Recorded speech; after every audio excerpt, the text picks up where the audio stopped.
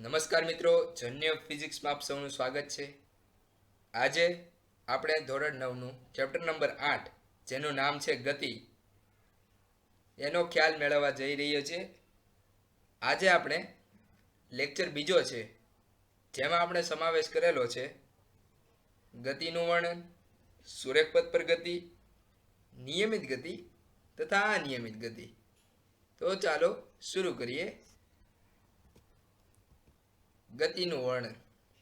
આપણે કઈ રીતે કોઈ ગતિમાં પદાર્થ છે, કોઈ વસ્તુ ગતિમાં છે તે કઈ રીતે આપણે કહી શકાય? તો કે કોઈ વસ્તુ સમયની સાથે સ્થાન બદલતો હોય તો તે પદાર્થ ગતિમાં છે તેમ કહેવાય. જે આપણે આગલા લેક્ચરમાં જોયું કે એની વ્યાખ્યા અને એના પ્રકારો, ગતિના પ્રકારો અને એવું બધું આપણે આગલા લેક્ચરમાં જોયું.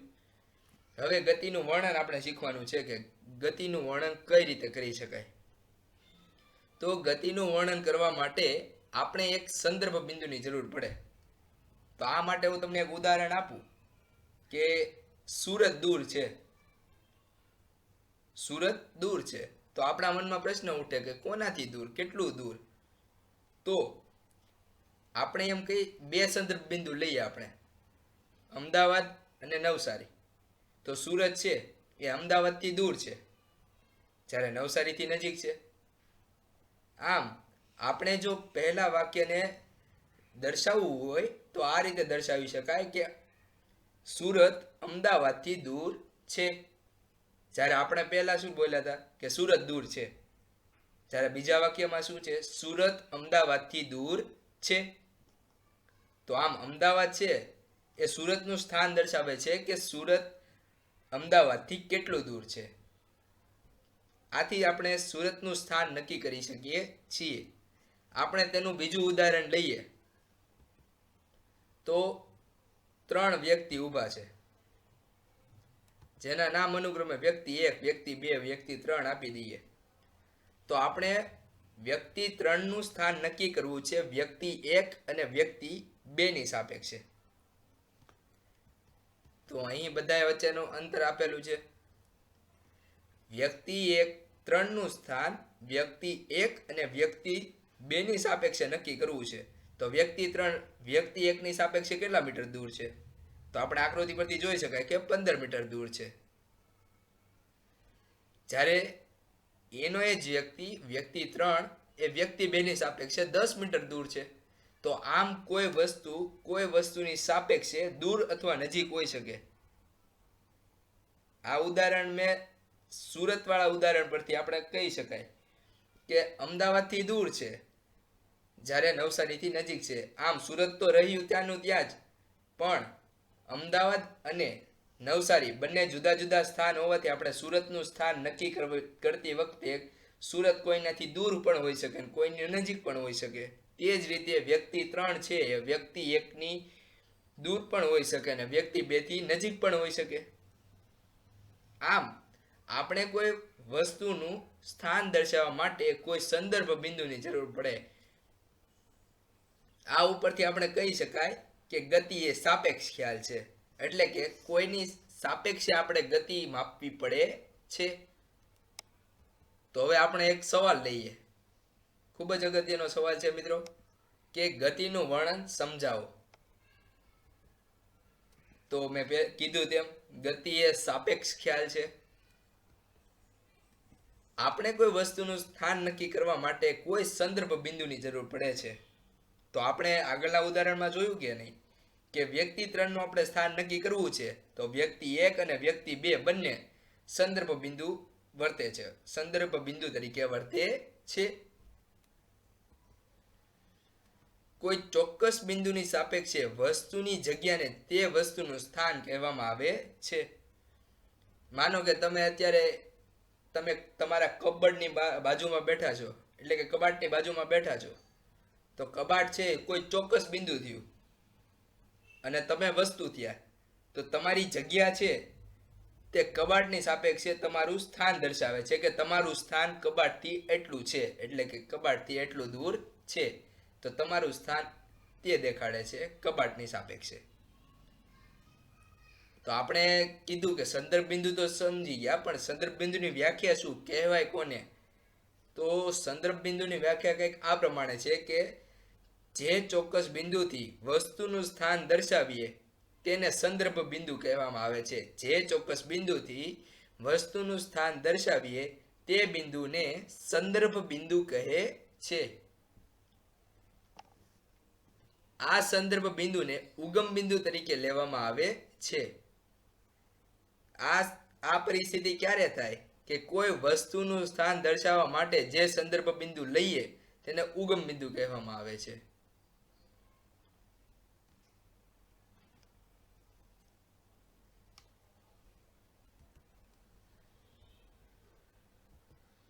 તો આપણે તો જાણી લીધું કે સંદર્ભ બિંદુ જરૂરી છે ગતિ માટે. સંદર્ભ બિંદુથી જ આપણે કોઈ વસ્તુનું સ્થાન નક્કી કરી શકાય. પણ સંદર્ભ બિંદુ કહેવાય કોને, તેની વ્યાખ્યા શું? તો સંદર્ભ બિંદુ એક એવી વસ્તુ છે કે કોઈ ચોક્કસ બિંદુથી વસ્તુનું સ્થાન દર્શાવવાનું હોય તો તે બિંદુને સંદર્ભ બિંદુ કહેવામાં આવે છે. કોઈ ચોક્કસ બિંદુથી વસ્તુનું સ્થાન દર્શાવવાનું હોય તો તે બિંદુને સંદર્ભ બિંદુ કહેવામાં આવે છે. આગળના ઉદાહરણમાં આપણે વ્યક્તિ 3 વાળા ઉદાહરણ લીધું, 3 વ્યક્તિ વાળું. તો એમાં જે વ્યક્તિ 1 અને વ્યક્તિ 2 હતા ને તે સંદર્ભ બિંદુ તરીકે વર્તે વ્યક્તિ 3 ની સાપેક્ષે. બરોબર ને? આ ઉપરાંત આ સંદર્ભ બિંદુને ઉગમ બિંદુ તરીકે પણ લેવામાં આવે છે, અથવા કોઈ વસ્તુનું સ્થાન દર્શાવવા માટે જે સંદર્ભ બિંદુ લઈએ તેને ઉગમ બિંદુ પણ કહે છે. વસ્તુની ગતિનું વર્ણન કરવું એટલે શું?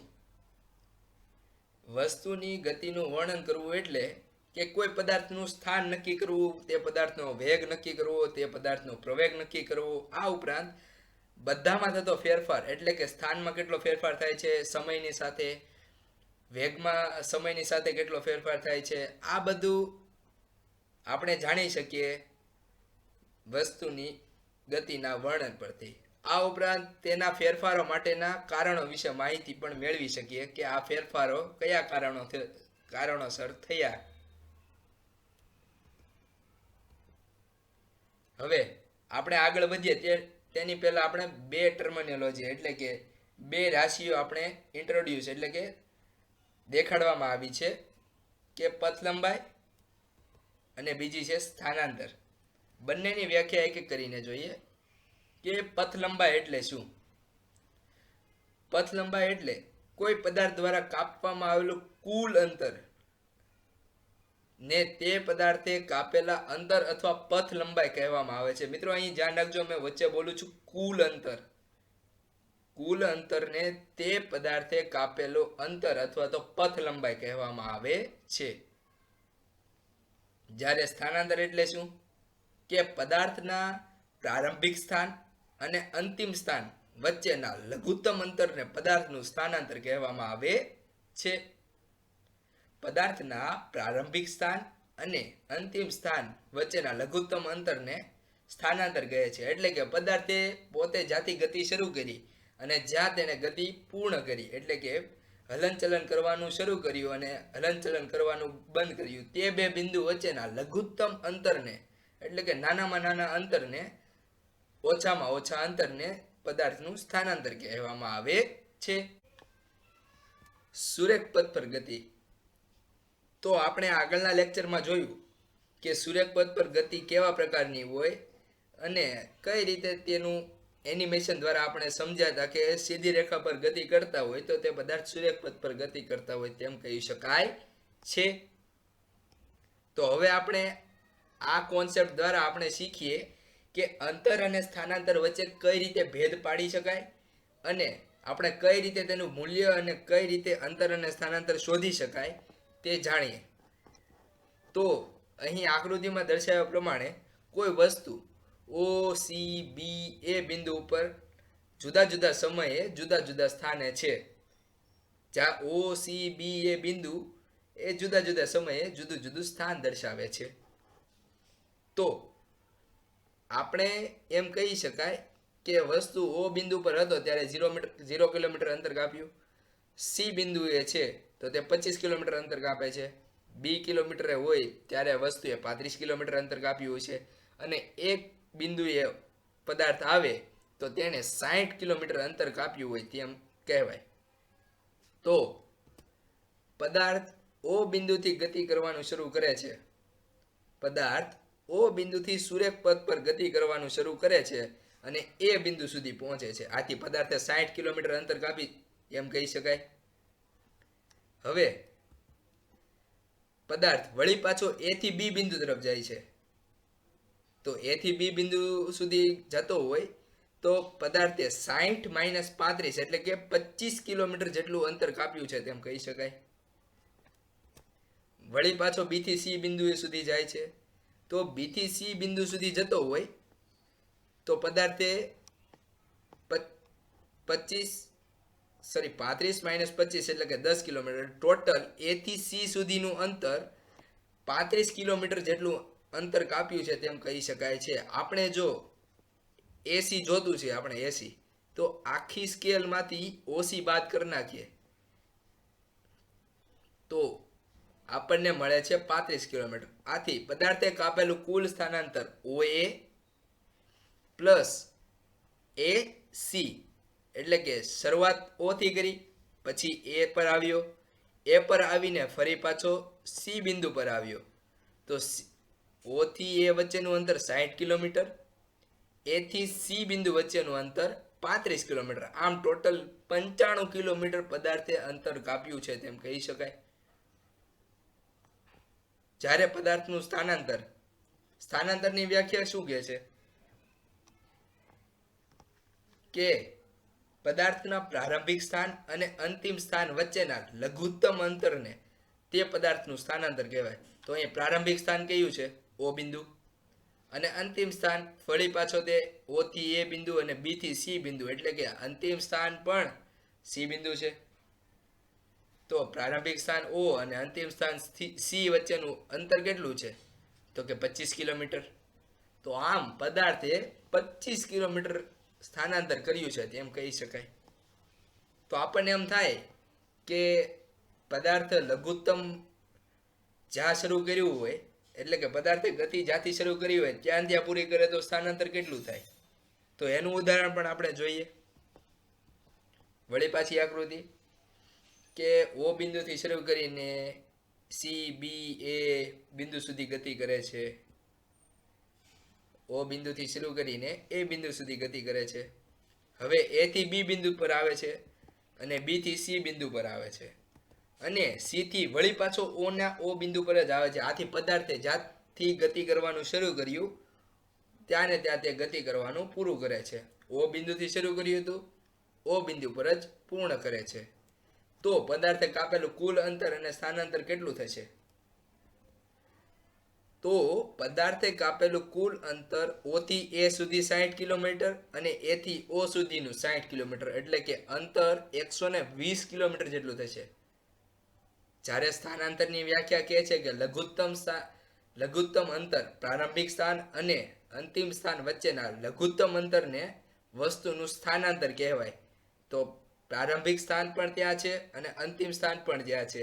આથી તેનું સ્થાનાંતર 0 કિલોમીટર છે તેમ કહી શકાય છે. જ્યારે અંતરની વ્યાખ્યા શું કહે છે કે પદાર્થે કાપેલા કુલ અંતરને એટલે કુલ કેટલું છે તો કે 0 થી O થી A બિંદુ અને A થી O બિંદુ, આથી કુલ 120 કિલોમીટર અંતર કાપ્યું તેમ કહી શકાય છે.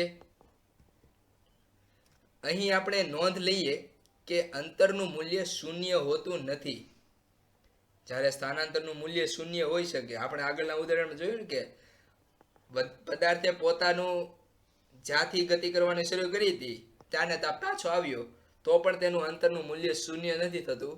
જ્યારે તેનું સ્થાનાંતરનું મૂલ્ય શૂન્ય થઈ જાય છે. અંતરને દર્શાવવા માત્ર મૂલ્યની જરૂર પડે છે, દિશાની જરૂર પડતી નથી. અને આ બંને રાશિનો ઉપયોગ વસ્તુની ગતિનું સંપૂર્ણ વર્ણન તેમજ આપેલ સમયગાળામાં વસ્તુનું પ્રારંભિક સ્થાનની સાપેક્ષે અંતિમ સ્થાન જાણવા માટે થાય છે. હવે આગળ વધતા પહેલા એક સવાલ ઉપર નજર મારીએ કે પદાર્થનું પથ લંબાઈ અને સ્થાનાંતર વચ્ચેનો ભેદ એટલે કે તફાવત શું છે?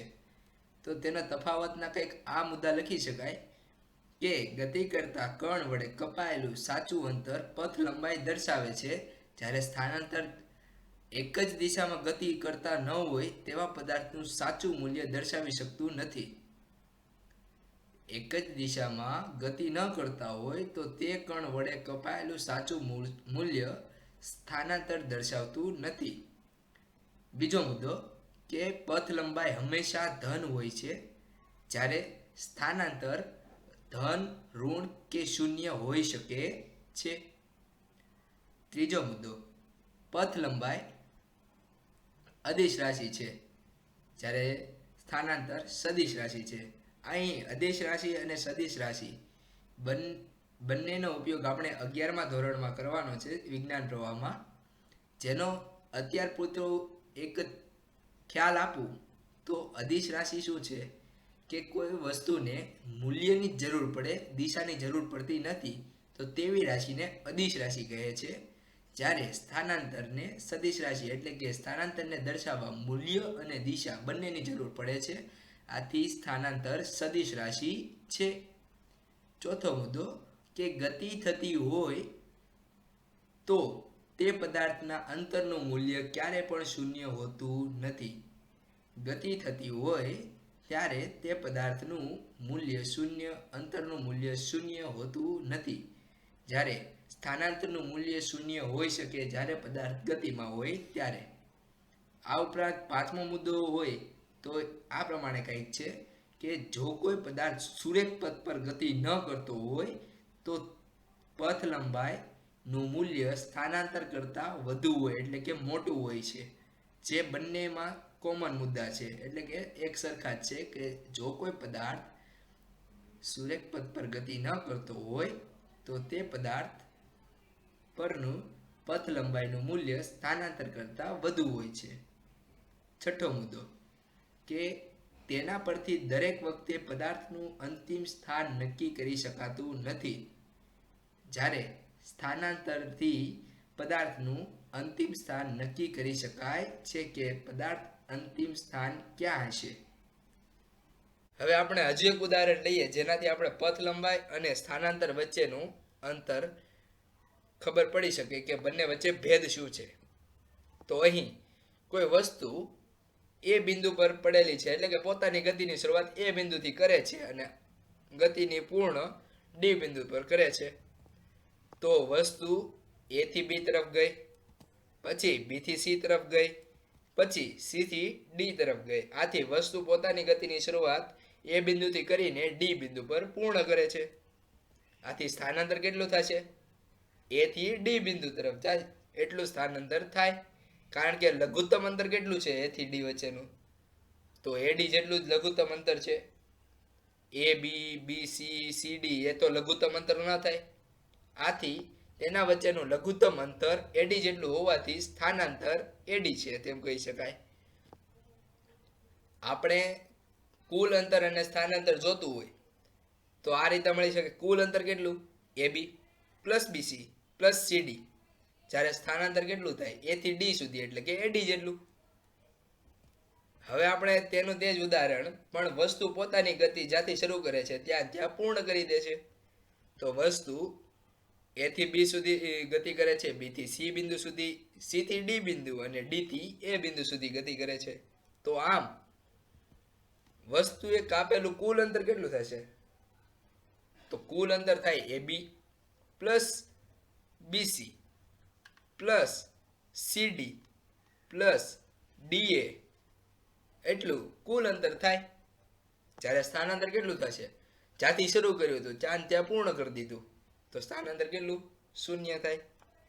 આને એક આપણે લાઈવ ઉદાહરણ દ્વારા સમજીએ કે આ ભારતનો નકશો છે. તો કોઈ વાહન ગુજરાતથી ગતિ કરવાનું શરૂ કરે છે તો ગુજરાતથી દિલ્હી વચ્ચેનું અંતર છે 1333 કિલોમીટર. તો તેણે એટલું અંતર કાપ્યું. હવે દિલ્હીથી ઓરિસ્સા તરફ જાય છે તો તેની વચ્ચેનું અંતર છે 1782 કિલોમીટર. અને ઓરિસ્સાથી કર્ણાટક જાય છે તેની વચ્ચેનું અંતર છે 1511 કિલોમીટર. તો આમ કાપેલું કુલ અંતર કેટલું થાય?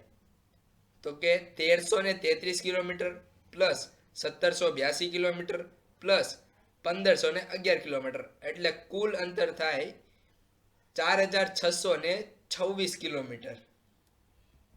જ્યારે સ્થાનાંતર કેટલું થાય તો કે ગુજરાત અને કર્ણાટક વચ્ચેનું અંતર, તો બંને વચ્ચેનું અંતર કેટલું છે 1350 કિલોમીટર. કારણ કે પ્રારંભિક સ્થાન અને અંતિમ સ્થાન વચ્ચેના લઘુત્તમ અંતરને પદાર્થનું સ્થાનાંતર કહેવાય. તો પ્રારંભિક સ્થાન ક્યાં ગુજરાત અને અંતિમ સ્થાન ક્યાં છે કર્ણાટક, તો બંને વચ્ચેનું લઘુત્તમ અંતર કેટલું થાય 1350 કિલોમીટર. હવે આપણે બીજું ઉદાહરણ ભારતના નકશા ઉપર જ જોઈએ જ્યાં સ્થાનાંતર શૂન્ય થતું હોય. તો તેવું છે ગુજરાતથી દિલ્હી જાય છે, દિલ્હીથી ઓરિસ્સા, ઓરિસ્સાથી કર્ણાટક અને કર્ણાટકથી વળી પાછો ગુજરાત ફરે છે. તો કાપેલું કુલ અંતર મિત્રો તમે ગોતી શકો કેટલું થાય. વિડીયો પોઝ કરીને તમે જાતે શોધી જુઓ કે કેટલું કુલ અંતર થાય અને કેટલું સ્થાનાંતર થાય. તો આપણે આ રીતે કહી શકાય કે કુલ અંતર થાય છે 1333 kilometre plus 1782 kilometre plus 1511 kilometre plus 1350 kilometre, એટલે કે ટોટલ 5976 કિલોમીટર અંતર કાપ્યું તેમ કહેવાય. તમારા વાહને 5976 કિલોમીટર અંતર કાપ્યું તેમ કહેવાય. પણ પદાર્થે જ્યાંથી ગતિ કરવાનું શરૂ કર્યું ત્યાં ને ત્યાં તેને ગતિ કરવાનું પૂર્ણ કર્યું, આથી તેનું સ્થાનાંતર વળી પાછું શૂન્ય થશે. તો આમ આ રીતે સ્થાનાંતર અને કાપેલા અંતર વચ્ચેનો ભેદ જાણી શકાય કે વસ્તુએ કુલ કાપેલું અંતર હોય તો તેની પથ લંબાઈ અથવા તો તેનું અંતર બને કપાયેલું અંતર. જ્યારે વસ્તુની પ્રારંભિક સ્થાન અને અંતિમ સ્થાન વચ્ચેના લઘુત્તમ અંતરને તે બિંદુ વચ્ચેનું સ્થાનાંતર કહી શકાય છે. હવે આપણે આગળ વધીએ તો આવે છે નિયમિત ગતિ અને અનિયમિત ગતિ. તો આના આપણે એક્ઝામ્પલ એનિમેશન દ્વારા જોયા હતા આગળના લેક્ચરમાં કે નિયમિત ગતિ કેવી હોય અને અનિયમિત ગતિ કેવી હોય. તે પહેલા આપણે એક ઉદાહરણ જોઈએ કે બે વાહન આપેલા છે જેમાંથી પહેલું વાહન હાઈવે ઉપર ગતિ કરે છે અને બીજું વાહન ભીડભાડવાળા વિસ્તાર પર ગતિ કરે છે. આમ એક્ઝેક્ટલી 9 વાગ્યે બંને વાહન સ્થિર અવસ્થામાં હોવાથી બંને કાપેલું અંતર પણ 0 કિલોમીટર થાય. હવે ગતિની શરૂઆત એક્ઝેક્ટલી 9 વાગે શરૂ થાય છે, જેના અડધા કલાક એટલે કે 9:30 પછી એક સર્વે મુજબ હાઈવે ઉપર એક વાહન પહેલું વાહને 20 કિલોમીટર અંતર કાપ્યું છે, જ્યારે તેટલું જ અંતર અડધી કલાકમાં બીજા વાહને 20 કિલોમીટર જેટલું અંતર કાપ્યું છે. પણ આપણે તેના અડધા કલાક એટલે કે 10 વાગ્યે ફરી પાછો એક સર્વે લેવામાં આવે તો પહેલા વાહને 20 કિલોમીટર અંતર તો કાપ્યું જ છે, જ્યારે બીજા વાહને માત્ર 15 કિલોમીટર અંતર કાપ્યું છે, એટલે કે પહેલા અડધા કલાકથી 5 કિલોમીટર ઓછું અંતર કાપ્યું છે. આ ઉપરાંત અડધી કલાક પછી ફરી પાછો એક સર્વે લઈએ તો વાહન એક તો તેટલું અંતર કાપે છે 20 કિલોમીટર જેટલું જ, જ્યારે વાહન 2 છે તે માત્ર 10 કિલોમીટર અંતર કાપે છે. આમ વાહન 1 છે એ અડધી કલાકના સમયગાળામાં 20 કિલોમીટર એક સરખું અંતર કાપે છે. આથી વાહન એક નિયમિત ગતિ કરી રહ્યું છે તેમ કહી શકાય છે. જ્યારે વાહન 2 માં જોઈએ આપણે તો પહેલી અડધી કલાકમાં તે 20 કિલોમીટર અંતર કાપે છે, બીજી અડધી કલાકમાં માત્ર 15 કિલોમીટર અંતર કાપે છે અને ત્રીજી અડધી કલાકમાં તો 10 કિલોમીટર જ અંતર કાપે છે. તો આ પદાર્થ અનિયમિત ગતિમાં છે તેમ કહી શકાય છે.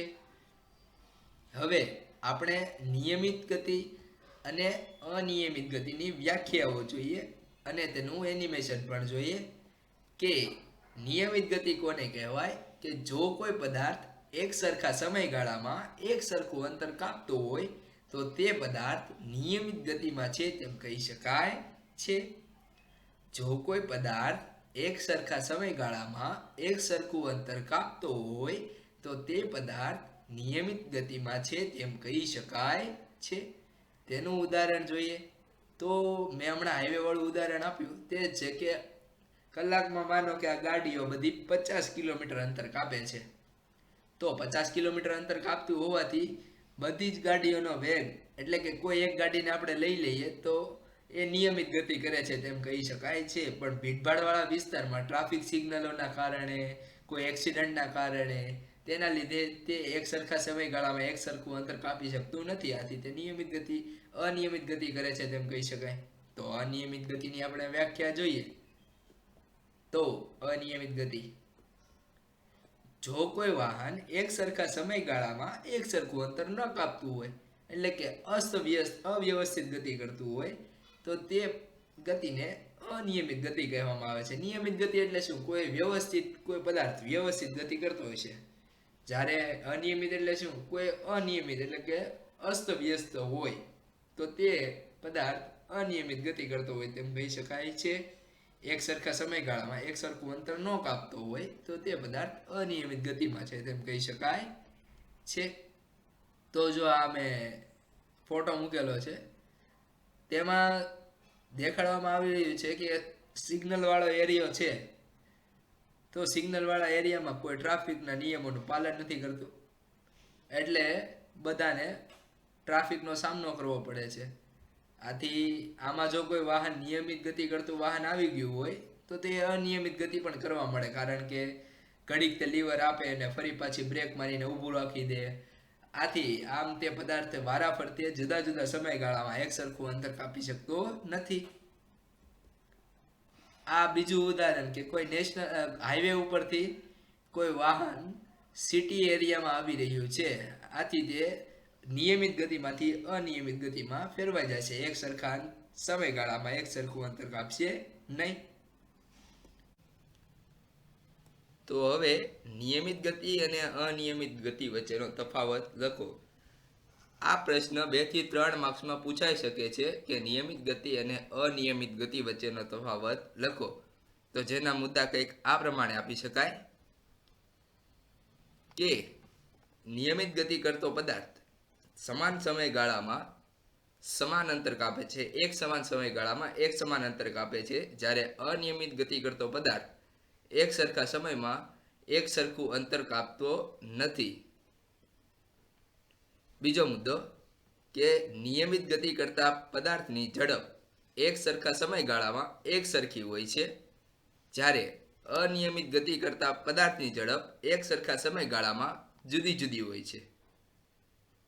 એટલે કે એક સરખા સમયગાળામાં પોતે અચળ વેગથી ગતિ કરે. અચળ એટલે શું? કે તેનો ઝડપ બદલાતી ન હોય, તો તે અચળ વેગથી ગતિ કરતો હોય તેમ કહી શકાય, અચળ ઝડપથી.